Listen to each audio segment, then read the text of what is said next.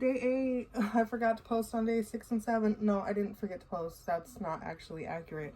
I opted not to post on day 6 and day 7 because it's not mandatory for me to post every single day updates. I didn't feel like it, so I didn't do it.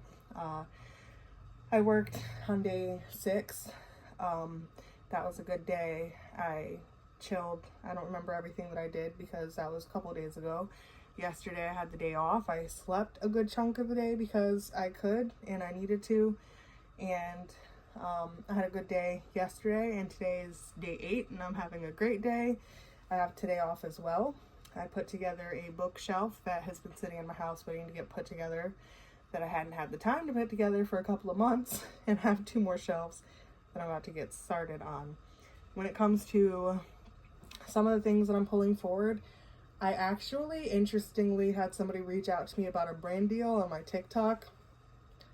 Not sure how legitimate it is, but I'm entertaining it just so I could see what they're talking about. But no one's ever reached out to me for a brand deal before, so it's already starting to fall more in line with some of the types of things that I'd be interested in. So I'm going to get back in touch with her and be like, okay, if, this is legit, send me more information to my email, send me a contract, send me whatever, and we can go from there. So yeah, I'm pretty stoked when it comes to that because more things are pulling forward in the direction in which I'm looking to go.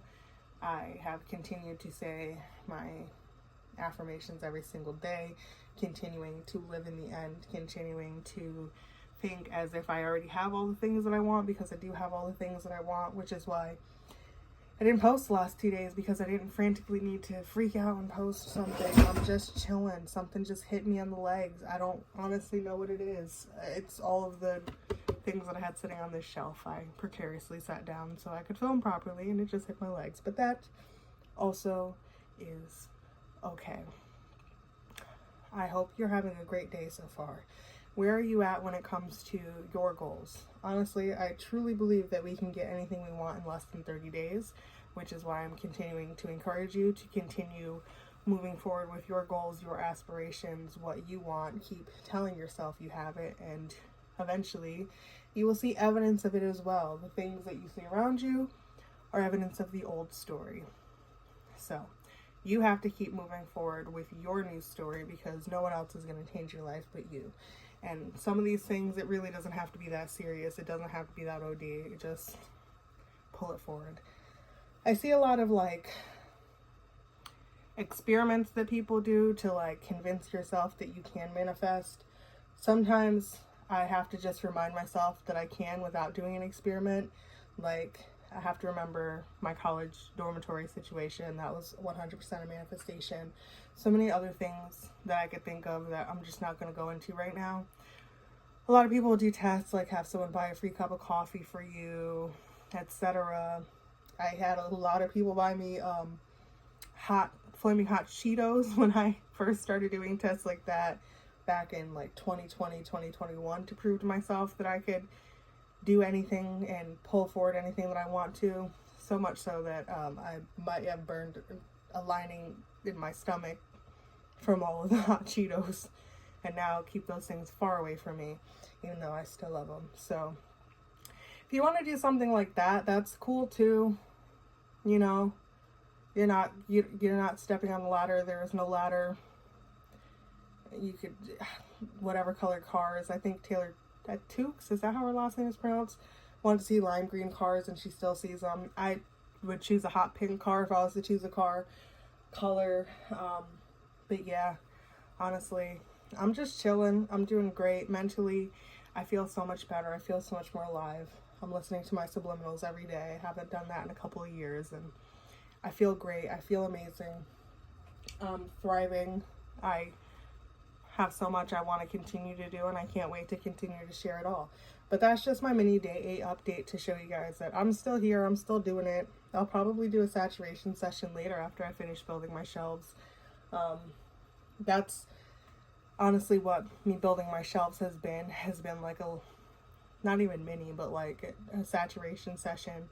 I was watching some YouTube, but I was still telling myself my affirmations on repeat because honestly, working on building something felt like a good time to do it because I'm also building my future. Something about making the shelf feels like the kind of things that I'll have time to do in the life I want to create. It's the kind of like the utility that I'm going to use the shelf for is going to be aligned with my goals. So just all of it felt like a really proper time to move forward and like do that. That's why I also like to do my sessions while I'm crocheting, because I'm making something, I'm building something, I'm creating something.